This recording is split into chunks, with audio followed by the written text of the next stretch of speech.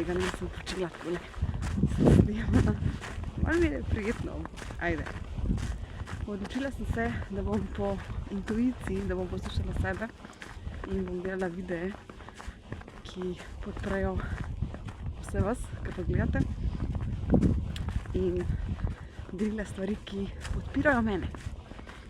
V zadnjih letu, pa pol dveh, sem se poleg tistih 10-15 let nazaj, kjer sem pridobivala ogromno enega znanja, v glavnem, v zadnjih 2 letih sem se pa naučila toliko stvari in sem se odločila, da to delim s tabo.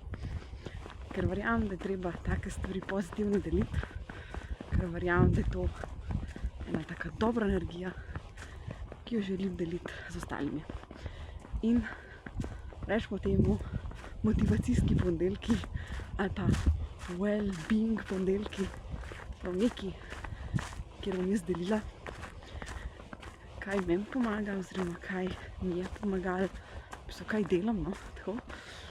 Tako da sem se odločila, da danes bo pa namenjen video o zimi in našemu bivanju po zimi in pa novemu letu, kar je ful zanimiv, ker jaz nisem vedela, da bo snežil in bom rekla, en tak odličen kader, odlična kulisa je tlele za mano. Mislim, to je zimska pravljica.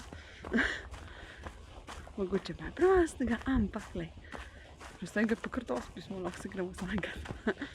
No in nov let je en tak, bom rekla, začetek za marsikoga, ki se odloči, da od zdaj naprej bo pa, ne vem, nekaj spremenila ta oseba in da bo začela hoditi v fitness ali pa da bo kaj drugega novega počela, da se mora to pa to naučiti, pa te stvari opraviti. Ampak zima je v bistvu čas, ne vem, koliko čutite to pri sebi, ampak je čas, ko telo še vedno počiva. Novo leto ni tisti premik, se pravi koledarski, ja, ok, mogoče uradno je, ampak tisti novi štart je pa spomlad, 21. marca.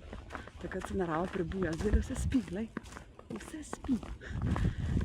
Tako da ja, vse je fajn, gremo ven, gremo smučati, ampak treba je pa imeti v misli. Mislim, jaz sem se to pri sebi odločila, da si treba poslušati svoje telo in če rab več spanca, kar običajno ga v zimi, dajmo ga poslušati in butati tega več. Tudi mogoče kakšna sprostitev, masaže, samomasaže, to vse bi vam rada pokazala v naslednjih videih, tako da vse to pride. Kakšne stvari delujejo, tudi vrtnarske dneve bomo imeli seveda in pa kako narediti kakšne zeliščne pripravke.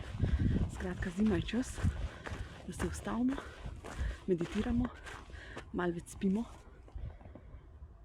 gremo v naravo in se sprostimo.